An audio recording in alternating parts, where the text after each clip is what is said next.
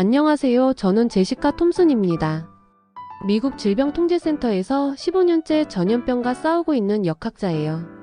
지금까지 수많은 위험한 현장을 경험했지만 이번 콩고 사태만큼 절망적인 상황은 처음이었습니다. 2024년 8월 15일 저는 콩고민주공화국의 수도 킨샤사에 발을 내디뎠어요. 공항에서부터 뭔가 이상한 분위기를 느꼈습니다. 평소라면 북적거려야 할 공항이 너무 조용했거든요. 마스크를 쓴 사람들이 서둘러 지나가고 곳곳에 소독액 냄새가 진동했어요. 현지 보건부 관계자가 저를 맞으러 나왔는데 그분의 첫마디가 지금도 귀에 생생합니다. 박사님, 하루에 200명씩 죽어가고 있습니다. 저는 순간 숨이 막혔어요. 200명이라니요. 병원으로 향하는 차 안에서 상황 브리핑을 들었습니다. 일주일 전부터 시작된 원인 불명의 열대병이었어요.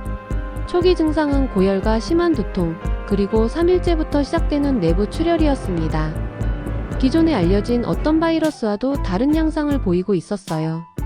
킨샤사 중앙병원에 도착했을 때의 충격은 말로 표현할 수 없었습니다.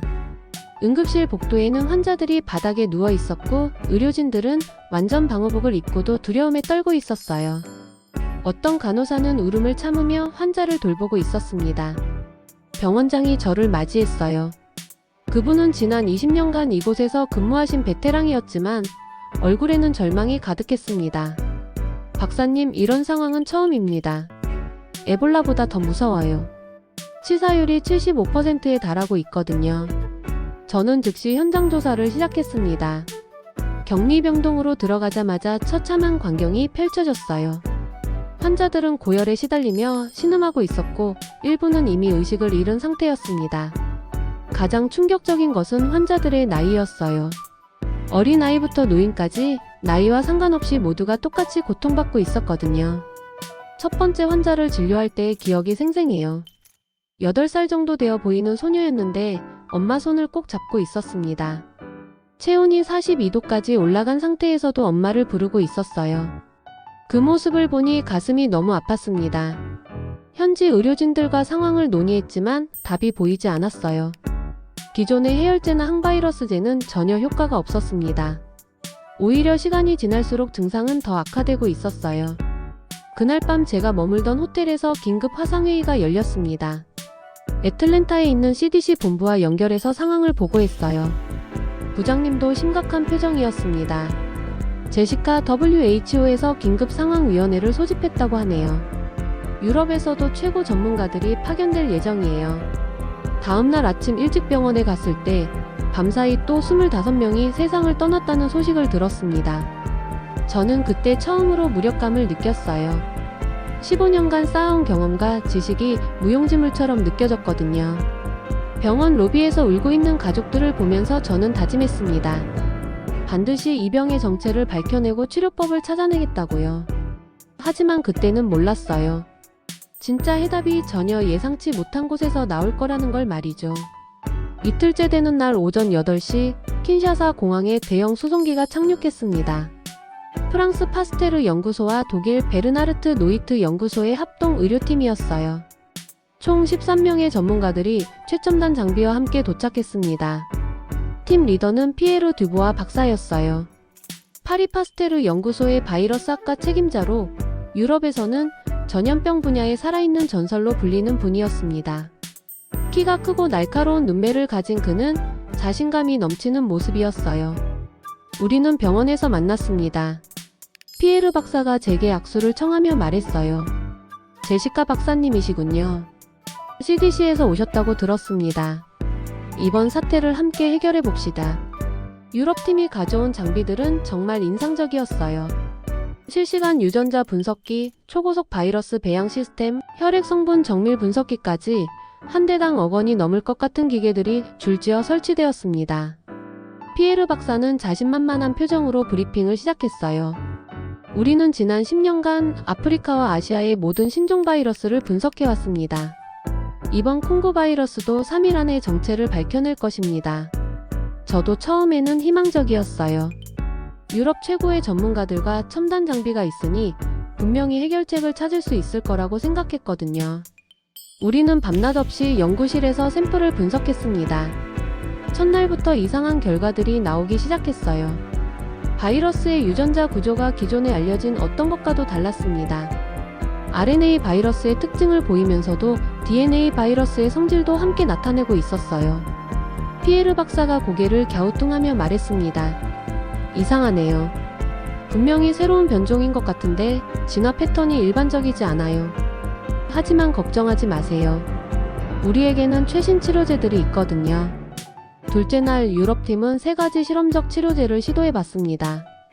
광범위 항바이러스제와 면역 조절제, 그리고 최신 단클론 항체 치료제였어요. 저도 기대가 컸습니다. 하지만 결과는 실망스러웠어요. 일부 환자들에게서 일시적인 호전을 보였지만 하루 이틀 후에는 다시 악화되는 패턴이 반복되었습니다. 오히려 몇몇 환자들은 부작용으로 인해 상태가 더 나빠지기도 했어요. 셋째 날 아침 피에르 박사의 표정이 어두워져 있었습니다. 밤새 5명의 환자가 더 세상을 떠났거든요. 그 중에는 유럽팀이 직접 치료하던 환자도 포함되어 있었어요. 연구실에서 독일팀의 한스 밀러 박사가 한숨을 쉬며 말했어요. 바이러스가 너무 빨리 변이하고 있습니다. 치료제에 적응하는 속도가 우리가 예상했던 것보다 훨씬 빨라요. 저는 그때 뭔가 다른 접근이 필요하다는 생각이 들었습니다. 우리가 바이러스만 보고 있는 건 아닐까요? 환자의 전체적인 상태는 어떻게 고려하고 계시나요? 피에르 박사가 어이없다는 표정을 지었어요. 제시카 박사님, 지금은 감상적일 때가 아닙니다. 과학적인 접근이 필요해요. 바이러스를 정복하면 환자는 자연히 회복됩니다. 하지만 저는 확신이 서지 않았어요. 환자들을 직접 돌보는 현지 간호사들과 이야기해보니 다른 관점이 보였거든요. 어떤 환자들은 똑같은 증상이어도 더 빨리 포기하는 것 같다는 거였어요. 나흘째 되던 날 상황은 더욱 악화되었습니다. 사망률이 80%에 육박했고 현지 의료진들 사이에서도 감염자가 발생하기 시작했어요. 병원 분위기는 절망적이었습니다. 그날 밤 피에르 박사와 저는 병원 옥상에서 대화를 나눴어요. 그는 처음으로 약한 모습을 보였습니다. 제시카, 솔직히 말해서 막막해요. 이론적으로는 완벽한 치료를 하고 있는데 왜 환자들이 계속 죽어가는지 모르겠어요. 저도 마찬가지였습니다. 우리가 놓치고 있는 뭔가가 분명히 있는 것 같은데 그게 뭔지 알 수가 없었어요. 그때만 해도 답이 전혀 예상치 못한 곳에서 나올 거라는 생각은 못했습니다. 바로 그 순간이었어요. 병원 아래쪽에서 익숙하지 않은 언어가 들려왔습니다. 아시아계로 보이는 몇 명이 짐을 들고 병원으로 들어가고 있었어요. 새로운 의료팀이 도착한 모양이었습니다. 5째 날 아침 7시, 저는 병원 로비에서 놀라운 광경을 목격했습니다. 어젯밤에 봤던 그 아시아계 사람들이 한국어로 대화하고 있었어요. 총 5명으로 구성된 팀이었는데 유럽팀의 거대한 장비들에 비해 그들이 가져온 것은 정말 소박해 보였습니다. 팀 리더로 보이는 분이 저에게 다가왔어요. 깔끔한 정장을 입은 50대 초반의 남성이었습니다. 안녕하세요. 서울대학교 병원에서 온 박민수입니다. 감염내과 교수예요. CDC에서 오신 제시카 톰슨 박사님이시죠? 저는 깜짝 놀랐어요. 어떻게 저를 아시는지 궁금했거든요. 네, 맞습니다. 그런데 어떻게 저를 아시나요? 박민수 교수님이 온화한 미소를 지으며 답하셨습니다. WHO를 통해 박사님의 현장 보고서를 읽었어요. 정말 자세하고 정확한 분석이었습니다. 함께 일할 수 있어서 영광이에요. 그때 피에르 박사가 다가왔습니다. 그는 한국팀의 소규모 구성을 보고 의아한 표정을 지었어요. 실례지만 팀이 너무 작은 것 같은데요? 이런 대규모 감염 사태에는 더 많은 인력이 필요하지 않을까요? 박 교수님이 차분하게 답했습니다. 저희는 인원보다는 효율성을 중시해요. 각자가 다른 전문 분야를 담당하고 있거든요. 그리고 현지 의료진들과의 협력도 중요하다고 생각합니다. 한국팀 구성원들을 소개받았어요. 감염내과 전문의 김수정 박사, 바이오공학 박사, 이재훈 연구원, 그리고 2명의 베테랑 간호사 조영희 씨와 한미영 씨였습니다. 모두 10년 이상의 현장 경험을 가진 전문가들이었어요. 가장 눈에 띈 것은 그들이 가져온 장비였습니다. LG생명과학이라는 로고가 새겨진 손가방 크기의 기계였어요.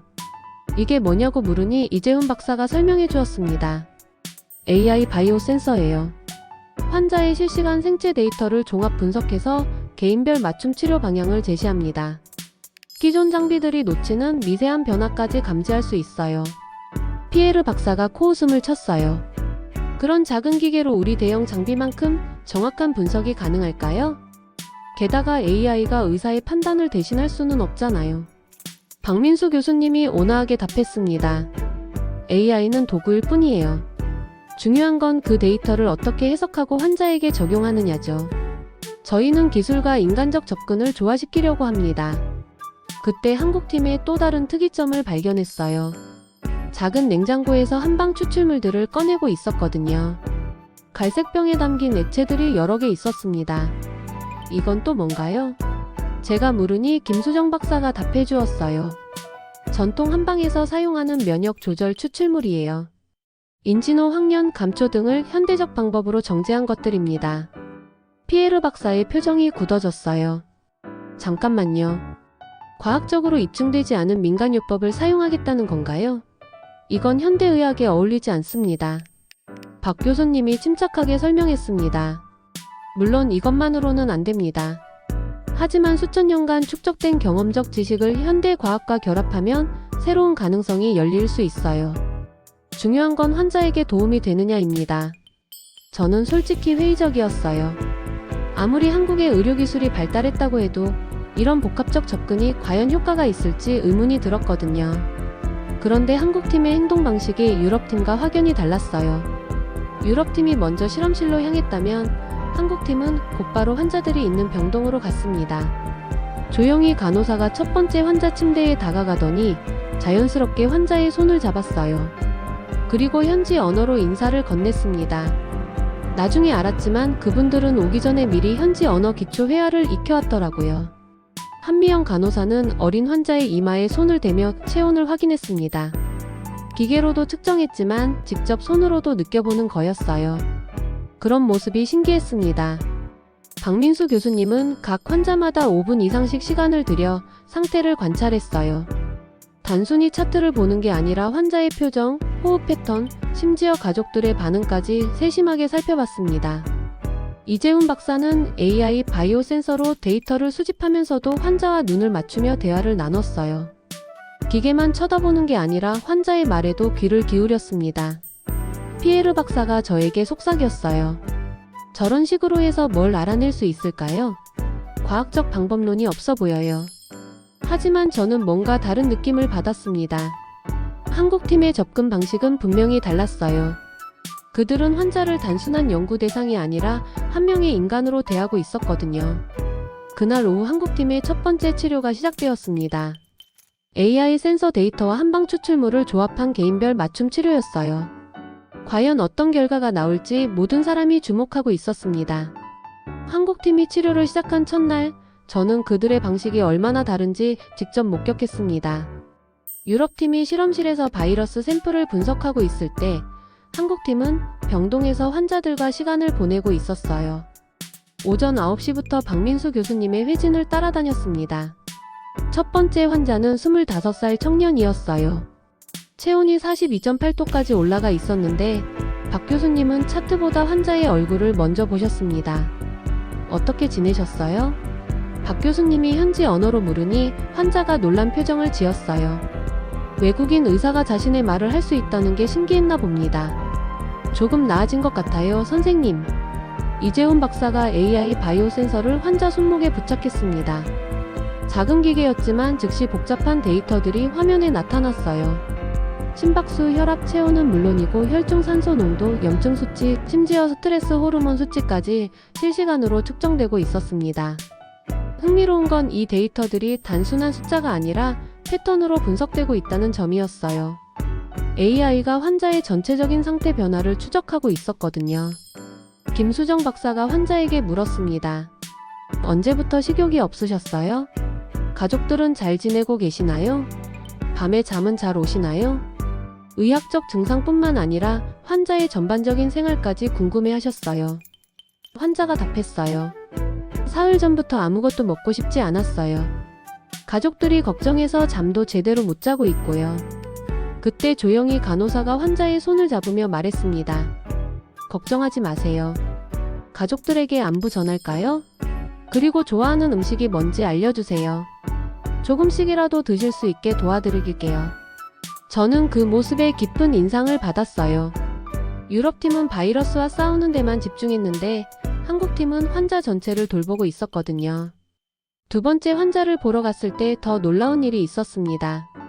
12살 소년이었는데 고열과 함께 극심한 불안 증세를 보이고 있었어요.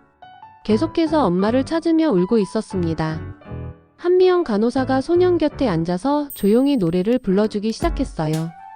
한국 동요였는데 멜로디가 워낙 부드러워서인지 아이가 점점 진정되는 게 보였습니다. 박 교수님이 AI 센서 데이터를 보더니 고개를 끄덕였어요. 스트레스 수치가 현저히 떨어지고 있네요. 심리적 안정이 면역 체계에도 긍정적 영향을 미치고 있어요. 이때 피에르 박사가 나타났습니다. 그는 한국팀의 방식을 보고 당황한 기색이 역력했어요. 지금 뭘 하고 계신 거죠? 노래를 불러주는 게 치료법인가요?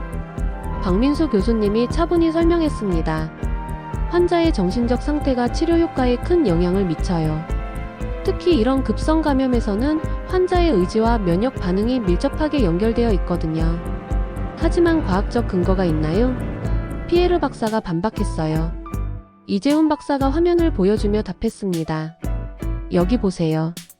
환자의 코르티솔 수치가 30% 감소했고 면역세포 활성도는 오히려 증가하고 있어요. 정신적 안정이 생리학적으로도 측정 가능한 변화를 만들어내고 있습니다.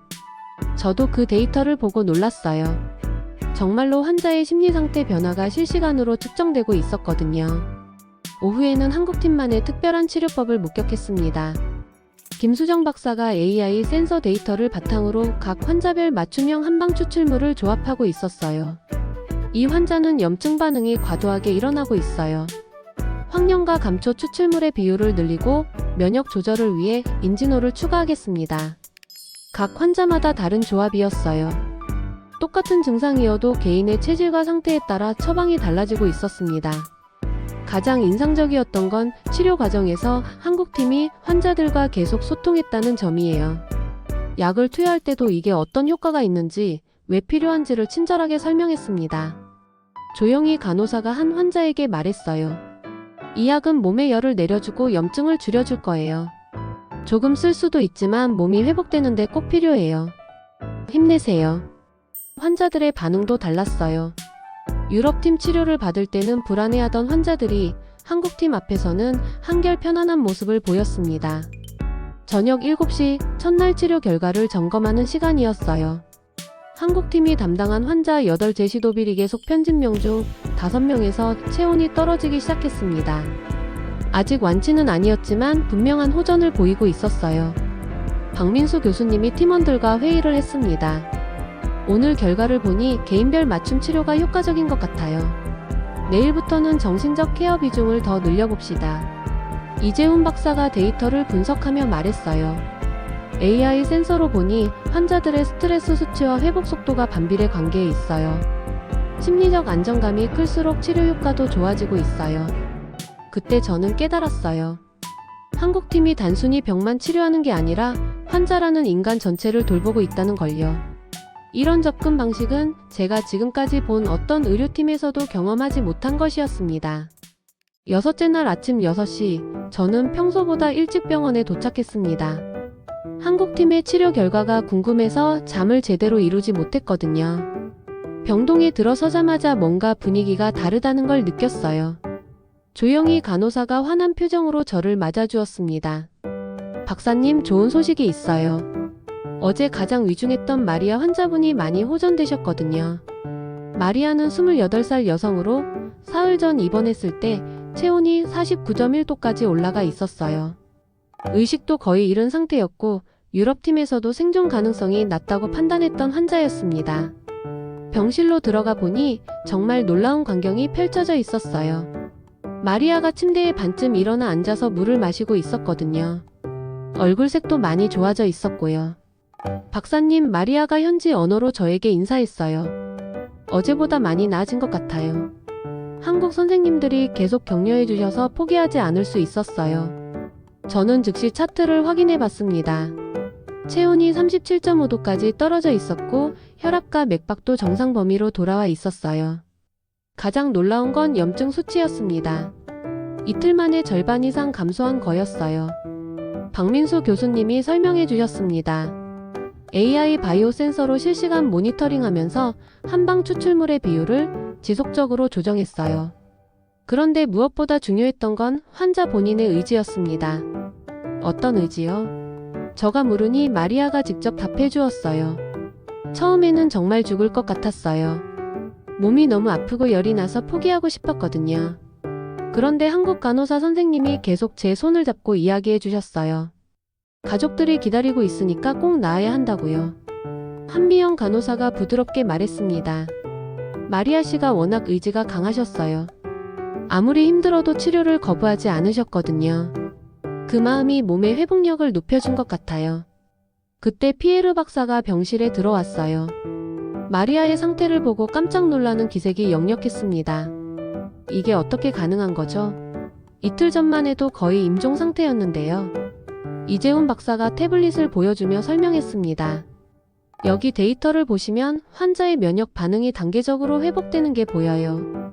특히 어제 밤부터 급격한 호전을 보이기 시작했어요. 피에르 박사가 의심스럽다는 표정으로 물었어요. 혹시 오진이었던 건 아닌가요? 정말 같은 바이러스에 감염된 환자 맞나요? 김수정 박사가 검사 결과를 제시했습니다.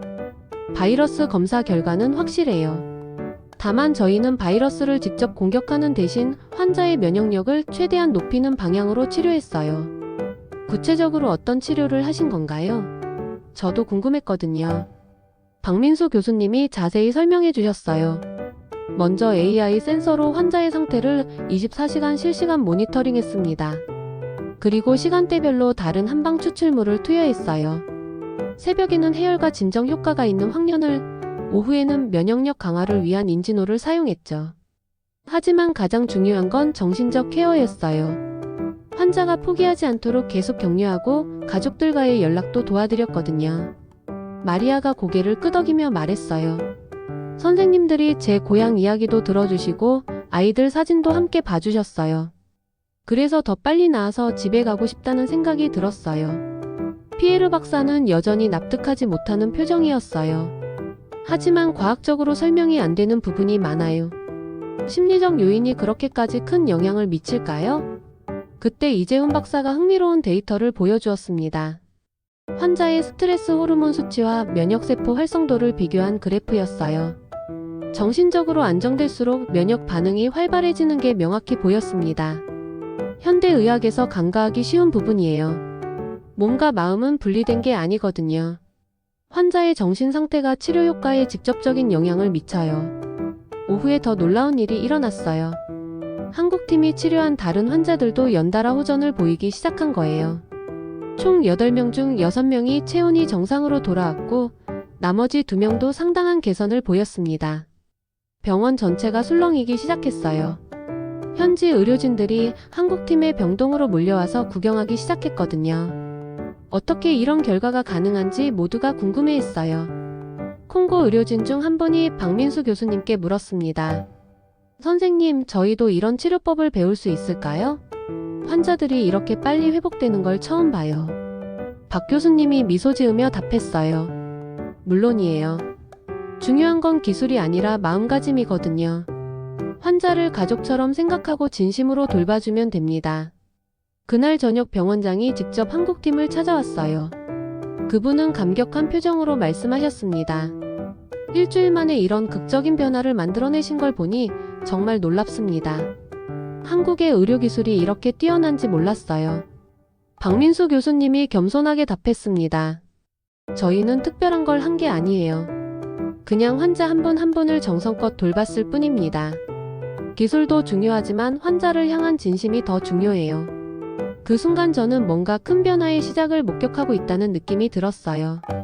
한국팀이 보여준 건 단순한 치료 성공이 아니라 완전히 새로운 의료 철학이었거든요. 일주일째 되던 날 오전 10시 병원에 긴급 상황이 발생했습니다. 콩고보건부 장관 은바수의 13살 딸 아샤가 같은 증상으로 실려온 거예요. 체온이 48.6도에 달하고 의식도 흐릿한 상태였습니다. 은바수 장관은 완전히 절망에 빠져 있었어요. 제 딸을 구해주세요. 무엇이든 하겠습니다. 그분의 목소리가 떨리고 있었거든요. 유럽팀이 총력을 기울여 치료에 나섰어요. 최신 항바이러스제와 면역 글로불린을 투여하고 체온 조절을 위한 모든 장비를 동원했습니다. 저도 함께 도왔어요. 첫날에는 어느 정도 효과가 있는 것 같았어요. 아샤의 체온이 37.5도까지 떨어졌거든요. 은바수 장관도 안도의 표정을 지었습니다. 하지만 이틀째부터 상황이 악화되기 시작했어요. 아샤의 체온이 다시 올라가기 시작했고 혈압도 불안정해졌습니다. 더 심각한 건 의식 수준이 계속 떨어지고 있다는 점이었어요. 피에르 박사가 난처한 표정으로 답했어요. 장관님, 최선을 다하고 있습니다. 하지만 이 바이러스는 개체마다 다른 반응을 보여서. 그때 은바수 장관이 갑자기 한국팀을 쳐다봤어요. 저 한국 의사들은 어떤가요? 제가 들었는데 환자들이 빠르게 회복되고 있다던데요. 피에르 박사가 당황한 기색을 보였어요. 그건 장관님, 아직 검증되지 않은 방법들이라서요. 위험할 수도 있습니다. 하지만 은바수 장관은 이미 결심을 굳힌 것 같았어요. 박민수 교수님께 다가가서 간절하게 부탁했습니다. 선생님, 제 딸을 살려주실 수 있나요? 다른 방법이 없다면 한국식 치료를 받게 해주세요. 박민수 교수님이 신중하게 답했어요. 장관님, 저희도 최선을 다해보겠습니다. 하지만 이미 다른 치료를 받고 계시니 신중하게 접근해야 해요. 그날부터 한국팀과 유럽팀의 합동치료가 시작되었습니다. 저는 두 팀 사이에서 조율 역할을 맡았어요. 처음에는 서로 다른 방식 때문에 갈등도 있었지만 환자를 살려야 한다는 공통 목표 앞에서는 모두가 협력했습니다. 이재훈 박사가 AI 바이오 센서로 아샤의 상태를 면밀히 분석했어요. 기존 치료제들이 환자의 면역 체계에 과부하를 주고 있는 것 같습니다. 잠시 강한 약물을 중단하고 몸이 자연 회복할 수 있도록 도와야 해요. 김수정 박사가 개인별 맞춤 한방 처방을 준비했습니다. 아샤의 체질과 현재 상태를 고려해서 감초와 인지노를 주성분으로 한 처방이었어요. 하지만 가장 중요한 변화는 간병 방식이었어요. 조용히 간호사가 아샤 곁에서 밤낮으로 지키며 계속 이야기를 들려주기 시작했거든요. 아샤야, 엄마 아빠가 얼마나 널 사랑하는지 알고 있지? 너를 위해서 전 세계 최고 의사들이 모였어. 꼭 나와서 다시 학교 친구들과 뛰어놀아야 해. 한미영 간호사는 아샤가 좋아한다는 동화책을 구해와서 읽어주었어요. 비록 언어는 달랐지만 부드러운 목소리와 따뜻한 손길은 말보다 더 큰 위로가 되는 것 같았습니다. 사흘째 되던 날 밤 변화가 시작되었어요. 아샤의 체온이 조금씩 떨어지기 시작했고 혈압도 안정되었습니다. 가장 놀라운 건 의식 수준이 개선되기 시작했다는 점이었어요. 넷째 날 아침 아샤가 처음으로 눈을 떴습니다. 엄마. 약한 목소리로 어머니를 찾는 아샤를 보고 은바수 장관 부부가 울음을 터뜨렸어요. 피에르 박사도 놀란 표정이었어요. 어떻게 이런 일이 가능한 거죠? 저희가 3일간 해결하지 못한 문제를 이렇게 빨리. 박민수 교수님이 설명했습니다. 기존 치료가 효과가 없었던 게 아니에요. 다만 환자의 마음이 닫혀 있었던 거죠. 아무리 좋은 약도 환자가 포기하면 효과를 보기 어려워요. 이재훈 박사가 데이터를 보여주며 덧붙였어요. 환자의 스트레스 호르몬 수치가 극도로 높았는데 지속적인 정서적 지지를 받으면서 급격히 감소했어요. 그와 함께 면역 반응도 정상화되기 시작한 거죠. 일주일 후 아샤는 완전히 회복되어 퇴원할 수 있었습니다. 은바수 장관이 한국팀에게 깊이 감사를 표했어요. 선생님들이 보여주신 건 단순한 의료기술이 아니었습니다. 환자를 향한 진정한 사랑이었어요. 이제 저도 알겠습니다. 왜 한국 환자들의 회복률이 그렇게 높은지 말이에요. 그날 저녁 병원에서 특별 기자회견이 열렸어요. 은바수 장관이 직접 발표했습니다. 앞으로 콩고의 모든 국립병원에서 한국식 치료 방법을 도입하기로 결정했습니다. 의료진 교육도 한국팀에서 담당해 주시기로 했고요. 피에르 박사가 저에게 조용히 말했어요. 제시카, 저는 지금까지 잘못 생각하고 있었던 것 같아요. 환자를 치료하는 건 바이러스와 싸우는 게 아니라 환자와 함께 싸우는 거였네요. 그 순간 저도 깨달았습니다. 한국팀이 보여준 건 혁신적인 기술만이 아니었어요. 의료진과 환자가 하나가 되어 질병과 맞서는 완전히 새로운 패러다임이었거든요. 2주일째 되던 날 WHO 제네바 본부에서 긴급 화상회의가 열렸습니다. 콩고 사태를 해결한 한국팀의 치료법에 대한 전 세계 의료진들의 관심이 폭발적으로 증가했거든요. 저도 현장 대표로 참석했어요. WHO 사무총장이 회의를 시작했습니다. 콩고에서 일어난 놀라운 성과에 대해 전 세계가 주목하고 있습니다. 한국팀의 치료법을 공식 가이드라인으로 검토해보려고 합니다. 화면에는 전 세계 각국의 의료 전문가들이 연결되어 있었어요. 미국 하버드 의대, 영국 옥스퍼드 대학, 프랑스 소르본 대학의 교수들이 모두 참석했습니다. 박민수 교수님이 치료법에 대해 발표했어요. 저희는 이것을 K-메디케어 시스템이라고 명명했습니다. 하버드 의대 교수가 질문했습니다. 과학적 근거는 충분한가요? 특히 한방치료제의 효능에 대한 임상 데이터가 있는지 궁금합니다. 이재훈 박사가 상세한 데이터를 제시했어요. 2주일간 총 37명의 환자를 치료한 결과 완치율이 97%에 달했습니다. 기존 치료법의 25%와 비교하면 엄청난 차이죠. 더 놀라운 건 회복기간이었어요. 평균 회복기간이 기존 치료의 절반 수준인 5일로 단축되었습니다. 영국 옥스퍼드 교수가 의심스럽다는 표정으로 물었어요. 정말 그런 결과가 가능한 건가요? 혹시 환자군이 다른 건 아닌가요? 김수정 박사가 답했습니다. 모든 환자는 동일한 진단 기준으로 선별되었고 오히려 한국팀이 담당한 환자들이 평균적으로 더 중증이었어요. 초기 체온이 평균 48.4도로 더 높았거든요. 프랑스 소르본 교수가 핵심적인 질문을 던졌어요. 그렇다면 성공의 비결이 정확히 무엇인가요? 박민수 교수님이 차분히 설명했습니다. 첫째는 개인별 맞춤 치료입니다.